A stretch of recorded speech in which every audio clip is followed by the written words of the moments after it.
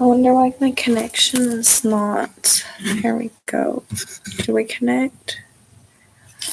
Maybe a little bit.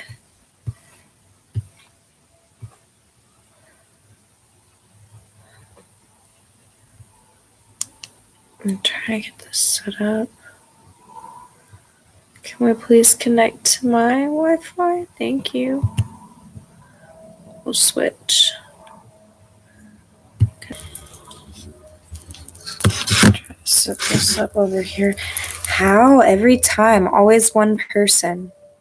Doesn't matter what time of day it is.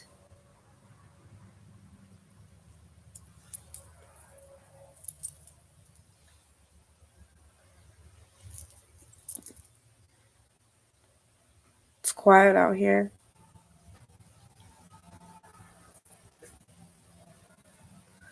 It's time for everybody to get up and go to work so you can hear the trucks. Mark left for work like 2 hours ago. Okay.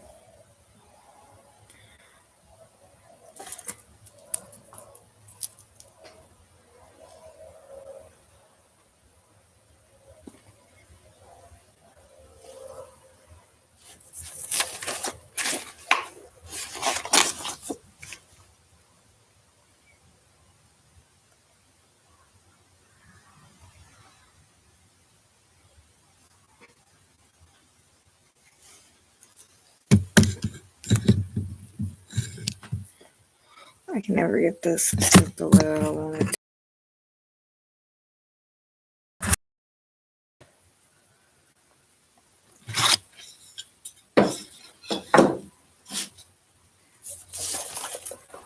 Well, this takes me a long time to wind down because before I can actually start my wind down process, Mom has to end her wind down process. And it takes me a while to get back into the swing of things. So I'll get on a routine. We'll get there. Move this way. Turn this way.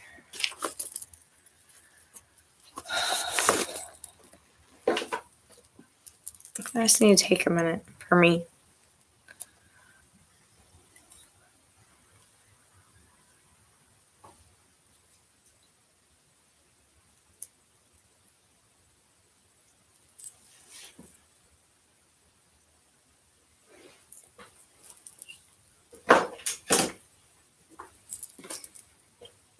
As it should. I'm probably just going to make this an all-nighter today. Hey, today all the way through, push myself all the way through today. So then that way tonight, then hopefully, fingers crossed, I'll sleep good. Fingers crossed. Oh, wait, no, you're not supposed to do that when you want something to happen, right? A knock. I'm just kidding, never mind. I don't want the wood to answer me.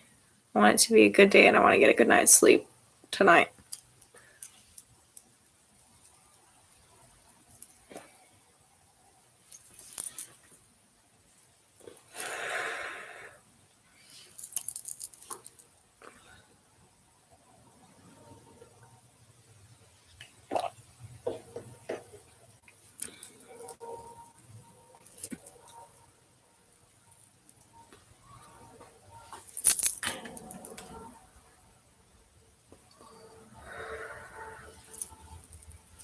All right.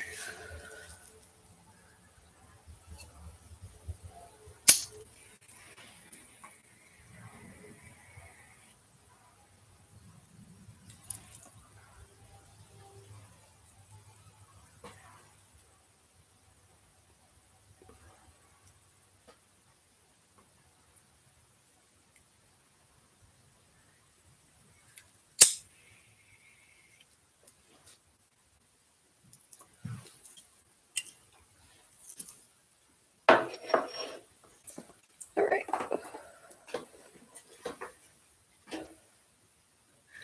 Thanks for coming tonight or this morning.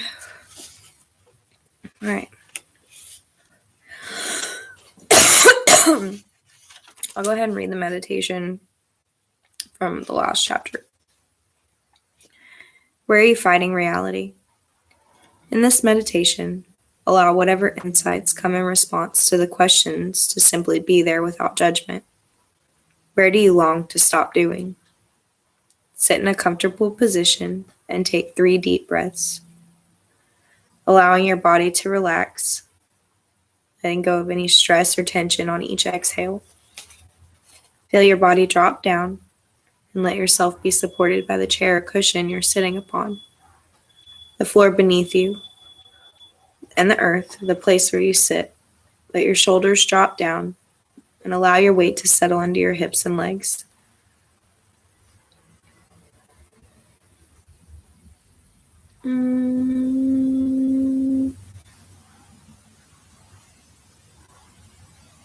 Allow any thoughts or feelings or sensations that come to simply float away, neither clinging to nor resisting them. Bring your attention back to your breath and allow yourself to rest. Allow the question to come slowly and clearly. Where do I find myself struggling with what is? Where do I want to stop this struggle? Let the response begin with I quit, or I stop struggling with, and let it come slowly and clearly from a place of deep stillness. Do not judge what comes. If you begin to examine or analyze what comes, just allow these thoughts to drift away, and returning to your breath, begin once again to complete the phrase, I quit, or I stop struggling with. When this process feels complete, bring your attention once again to your breath and sit quietly with the feeling and the sound of your inhale and your come in its own time from a place of deep stillness. There can be no right or wrong answer. Allow yourself to complete the phrase, I don't like, or I resent, or I resist, letting images of situations in your life or the world come to you. The fullness of your wanting things to be different than they are come into your awareness. Be with your own resistance to the way things are, feeling the tension it creates in your body and the suffering that creates in your mind and heart. Breathing through those emotions and sensations that come, bring your attention back to your breath and let your shoulders drop. On each exhale, tell yourself to simply let it be. Seeing in your mind's eye the situation you do not like or are resenting or are resisting. Feel the resistance in your body flow out with the exhale. If it feels appropriate, you may wish to complete the phrase, I end my war with, naming the situation that you have struggled with to accept as what simply is.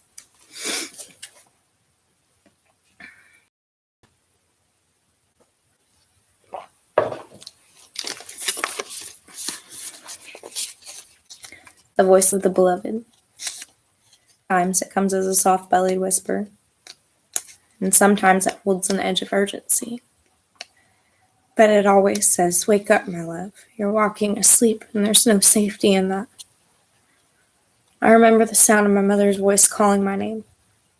The sun is going down. The shadow of our house reaches out now and crosses a small rectangle of grass that is our front yard, edging onto the street and turning gray asphalt black.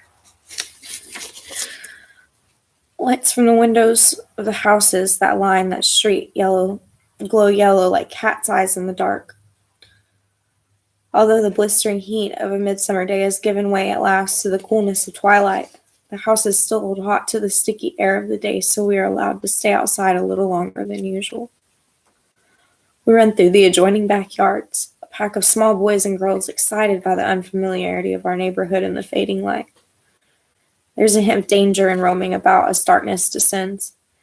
Our voices seem to carry farther, and the familiar landscapes of backyard sandboxes and broad front porches barely visible now, and the deepening shadows beneath the maples and oaks that line the street seem suddenly more exotic and mysterious than the place we had grown bored with only hours before.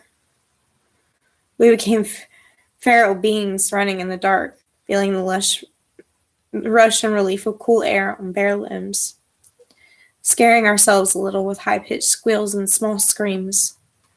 Unexpectedly, this break with our usual routine of being in before sunset has given us a glimpse of a bigger world, We can taste the world's largeness in our own smallness, and because we know where home is, we can revel in the tingle of fear that runs through us.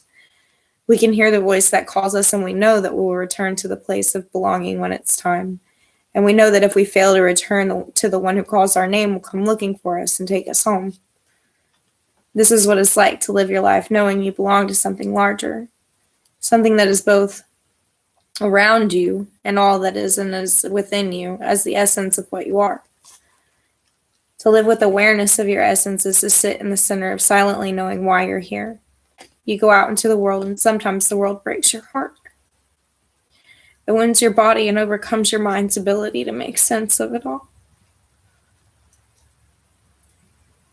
But if you can stay aware of your own still center, if you can hear the sound of the voice of that which is larger than yourself, the beloved calling you home, you can meet the challenges, sometimes even revel in them, because you know where home is and you know that you've not been forgotten.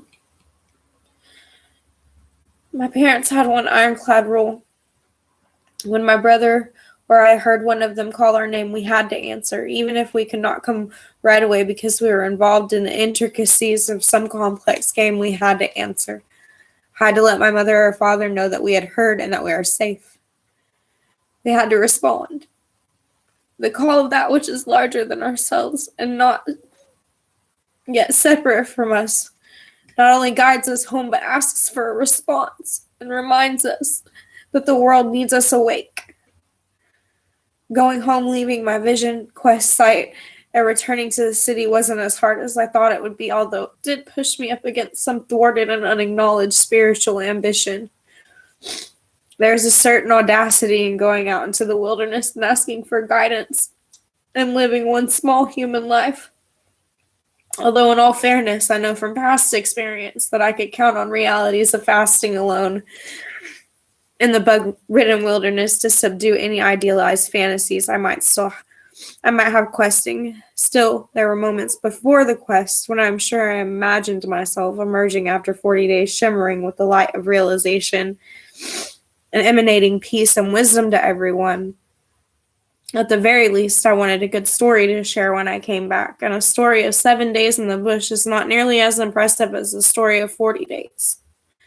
But I was happy to discover that I wanted an answer to my question, wanted to know the truth about how to live my life, more than I wanted to look good, questioning or having an entertaining story to tell later. Part of what made it easy to leave was the severity and suddenness of my physical symptoms. Sometimes when we ask to hear the call but are having trouble listening, the volume gets turned up.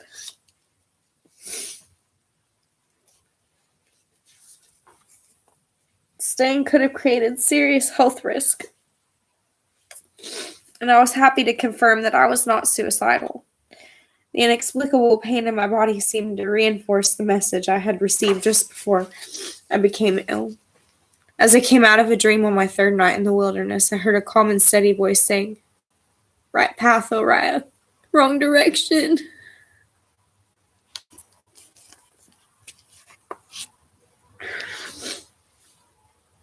I'm not suggesting that vision questing isn't a useful and powerful way to seek guidance. Vision quests have proved invaluable to me and many others, and this one was no exception. The learning just didn't follow the course I thought it would. It rarely does. The decision to go home was made easier because I trust the grandmothers, even though I cannot say with certainty who they are. Some people have claimed to know that the grandmothers are simply a manifestation of my own inner wisdom speaking to me.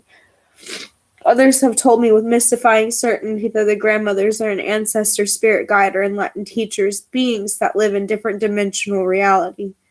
Either way, their words and their presence hold the same deep dynamic stillness I recognize as the essence of which all things are made. The grandmothers are one of the ways of that sacred mystery that is both what I am and that which is larger than myself speaks to me.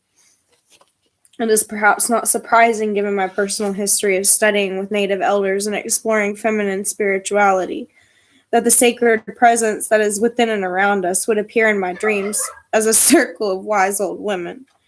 But if I had to guess at the core reason behind this image, I would credit my mother's mother, my own grandmother, Nana. Nana was a sharp-eyed and sharper-tongued woman, barely 4 feet 11 inches tall. The eldest of 9 children, she had left school early to get a job so she could help support her family, a hard sacrifice for a girl who, like me, loved books. A woman with strong ideas about what was right and wrong. Nana could put anyone in their place with simply a piercing look and a determined set of her thin lips. But to me, she was the woman who I thought was beautiful. Unsure, as we all sometimes are, of my worth in the world, I remember feeling wonder at the way Nana tenderly stroked my cheek, telling me how beautiful I was. For some reason, perhaps because soft words did not frequently come to the small, fierce woman. From the small, fierce woman, I believed her. I knew that she truly saw me as beautiful inside and out, and she loved me. The beauty that she saw. The night of my grandfather's death, I went to my grandparents' home and I stayed the night. My parents were upstairs in the master bedroom, and my grandmother had bedded down on the living room sofa, and I slept in a single bed in the small room off the kitchen. Newly pregnant with my first child and exhausted by the day's events, I was sleeping soundly when the sound of someone entering the room startled me awake in the midst of the night. "Nana," I whispered, but she did not answer. Ghostly in her flail flannel nightgown, she silently lifted the covers and slid into the narrow bed next to me, her small body trembling with cold and grief. Crying softly, she reached out and squeezed my hand hard. For a moment, I couldn't make any sense of it. This was not the grandmother I knew, the perpetual pillar of strength, a force to be reckoned with. This was a woman alone and lost, without the husband she had loved for over 50 years, rolling onto my side. I stroked her cheek and we talked quietly about my grandfather. The tips of my fingers still remember her soft skin, covered with the lines of age and damp from tears. And I had not noticed those lines in the daylight. Shocked at seeing my grandmother broken by something life had thrown at her, I could not find the words to tell her what I hoped my touch would. "You are beautiful and you are loved. There are infinite ways for the call to reach us, and when it does, what it has to say may be challenging, but it is never harsh. That which is larger than ourselves longs for us, even as we long to know the continuous and sacred presence that holds and sustains it all. We are the beloved's love."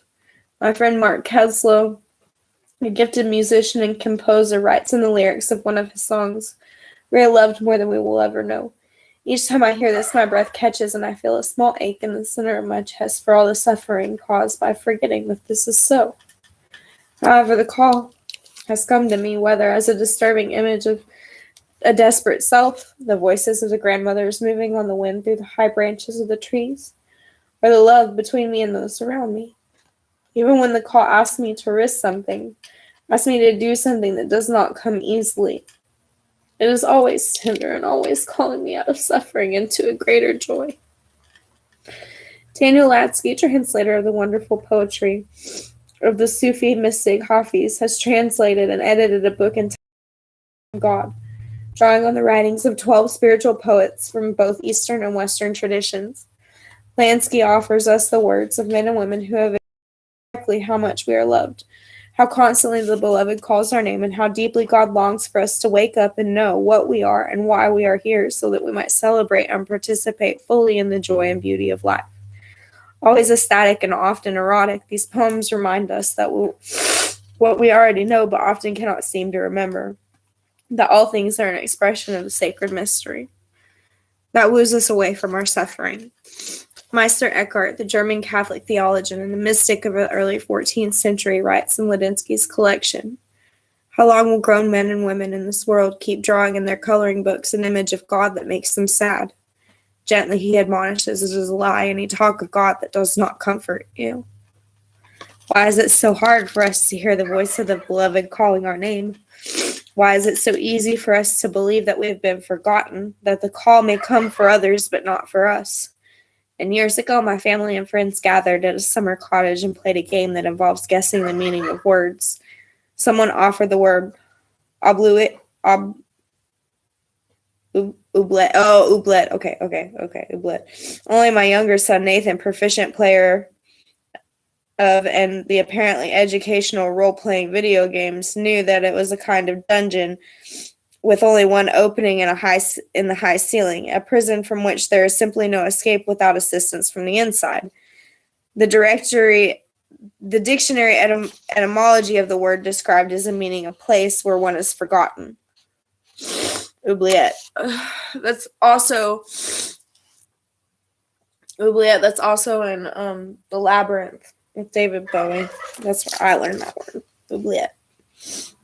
When I read this aloud, there were short involuntary gasps from the adults in the room. We heard in the bleak phrase of the human experience our own experience of despair. To feel that you are forgotten, not to hear something call your name as the darkness ascends. This is the worst of what we all fear. Wounds make it hard for us. There were children in my neighborhood all those years ago for whom being out after dark on a warm summer night was normal. No one at home knew where they were or seemed to care. No one ever called their name or waited anxiously for them to respond. They were mystified at the excitement we felt at being out on our own in the dark. For them, roaming around in the fading light was just another moment of being continually on their own, and the place they called home was not necessarily a place of refuge or belonging. They did not flirt with fear and return to safety. What fears they had were too real, too likely to be realized. They were survivors and knew about the kind of courage I would not have to learn for years. Sometimes we are afraid that if we are still nothing will ever call to us, that we will be left standing there feeling foolish and abandoned and exposed as someone who dared to think ourselves and themselves of being called worthy. Attending a writing retreat in upstate New York, I find myself unable to write and disappointed with the instructions and the demeanor of the workshop facilitator. As always happens, rejecting what is causes my body to tense. And by the end of the second day at the retreat, my neck and shoulders are a mass of knotted muscles, and my shoulder blades feel like they have been embedded in concrete. Getting up from my chair, I turn and feel the left side of my back go into a deep and painful spasm. I shuffle to the health clinic on site where massage therapists offer treatments, only to find there are no appointments available. Unable to sit or even lie down comfortably, hoping to distract myself from my mental fuming and physical discomfort, I try to observe a workshop promising to demonstrate something called contemplative dance. The workshop is led by Daphne Lowell, a tall, elegant woman about my age who is moving with considerably more grace and agility than I display at my best moments. She invites us to sit or stand slightly away from others, anywhere in a spacious room. I hobble over to a corner, awkwardly sliding down the wall to sit on the polished wooden floor and intending to watch the others and move a little as possible. Daphne invites us to close our eyes and follow the breath as it moves in and out of our bodies. Even in my disabled state, I figure I can do this, although my breaths are shallow as I try to avoid the sharp ache that moves through my back if I expand my rib cage fully. Daphne keeps what we are about to do, we simply cannot do wrong. How we are breathing right now is fine. Whatever movement comes will be the right movement. She guides us in focusing on our bodies.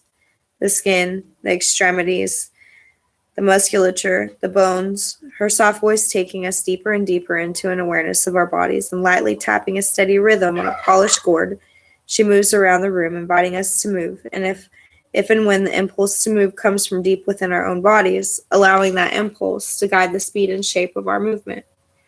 Gently, she warns us against going into any automatic sequence of motions that might arise from familiar exercise routines. And we are told again and again to move only as quickly as we can stay connected to the impulse to move.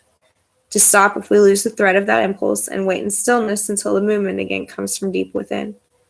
The movement is less important than staying connected to the impulse that flows from deep within the stillness of a mind and body. My body may be unmoving, but my mind is far from still, and I'm acutely aware of others in the room. Some begin to spin and dance, and my mind wonders, judges, how could they possibly be staying connected to the impulse to move and be moving so quickly? I worry that they will think that the woman awkwardly huddled in the corner is too dense to understand the instructions or impossibly slow at connecting with her own stillness. I'm tempted to move in a way I think will help stretch out the muscles in my back, but the discomfort in my body and Daphne's constant reminders not to move until the impulse to do so comes from deep within stop me. Finally, after what feels like an embarrassingly moments, I lose track of what others are doing, and I let go about worrying about what they might be thinking about me. And I decide that if I do not move during this whole exercise, it does not matter. And I begin to relax into my spot on the floor and into my body and my breath, and I become still. Slowly, I feel an impulse to stretch out one leg, not as a kind of flow that comes from the stillness at the center of my body, like a spring, bubbling up through the earth. Slowly, I move my leg, and again, I'm still. And the flow moves to my other leg and out in front of me as I gently slide to the floor. And I'm unaware of the time, but Daphne tells us that as the exercises lasted about 20 minutes. For most of that time, I moved slowly, staying close to the floor, rolling and stretching and stopping, always keeping most of my attention in the still center. When Daphne asks us to gradually come to our feet and join her in the middle of the room, I find miraculously that my back, shoulders, and neck are free of all pain. The spasm is gone, the knots have loosened, my shoulder blades are once again mobile, and I can hardly believe it. Given a chance, my body, guided by a deep stillness I could become aware of only when I stopped fighting what was, I had found physical movements and positions that had released my tense muscles. I had not been trying to release the pain in my body. I'd simply been present and aware and followed the immediate impulse to move or be still. This is what not doing is like. Movement that comes from a deep and centered experience of simply being here and now. Movement that is not preoccupied with or attached to results. Movement that focuses on the quality of movement. I have shared this very basic form of contemplative movement with men and women who have come to workshops, and I have facilitated and watched the struggle that mirrors my own on many of their faces. Some do not wait at all, but begin to follow familiar learned movements of yoga or dance or Tai Chi, and others wait with increasing anxiety, afraid that the impulse to move will simply never come and that they will be left sitting or standing alone while everyone else is engaged in some wonderful dance from which they have been excluded.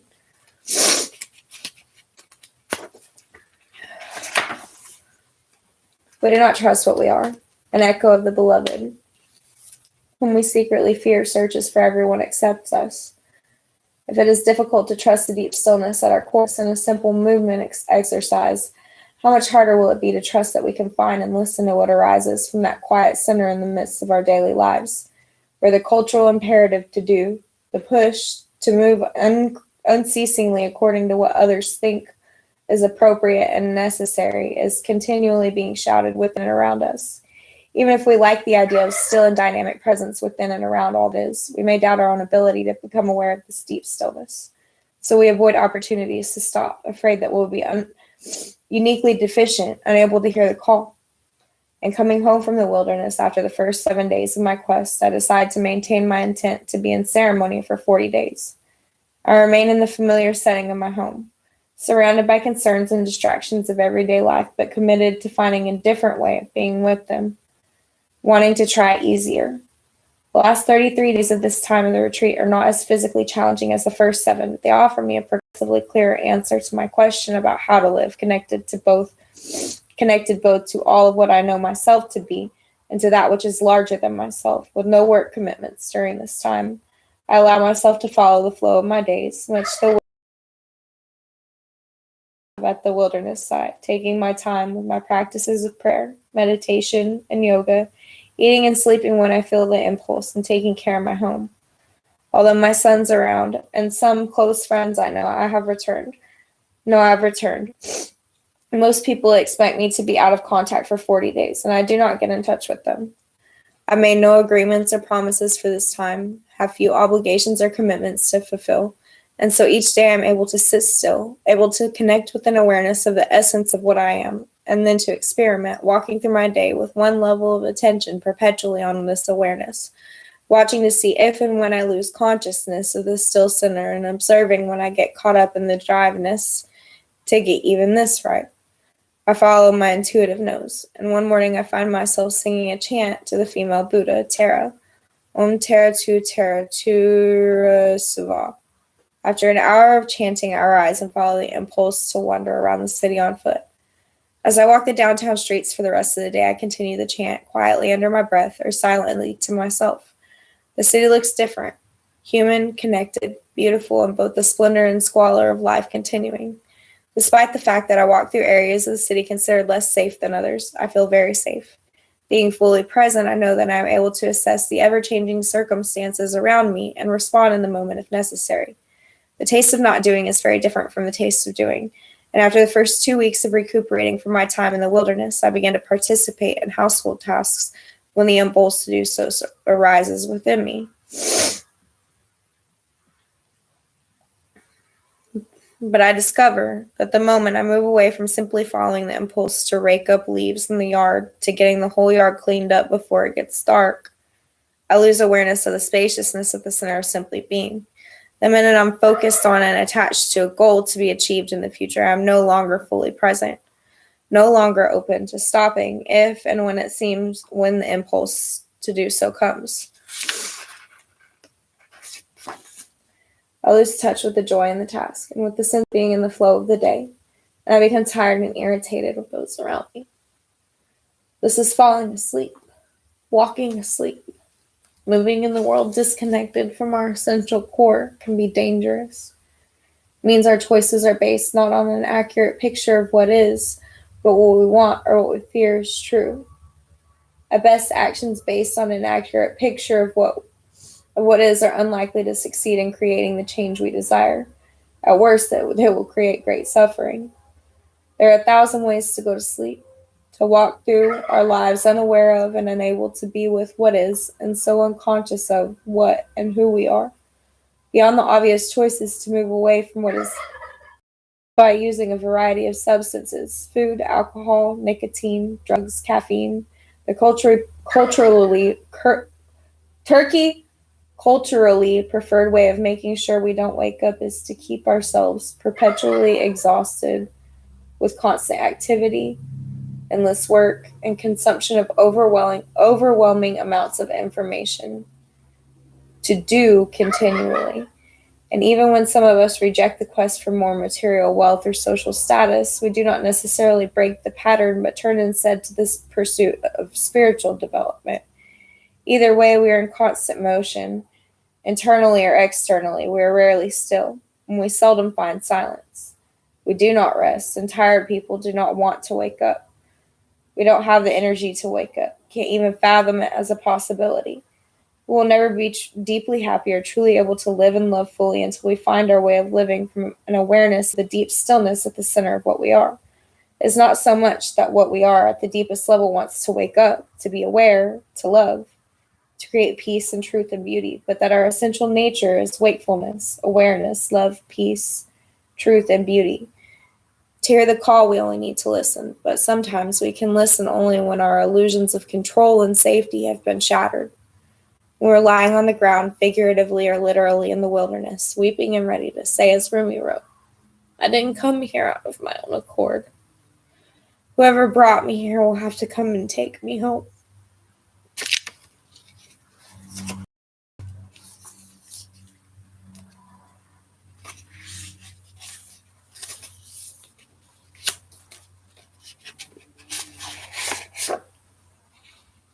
But I did bring myself. And I'm home everywhere I go. Because I make myself there. Okay. Thanks for coming. I'm going to probably get some rest.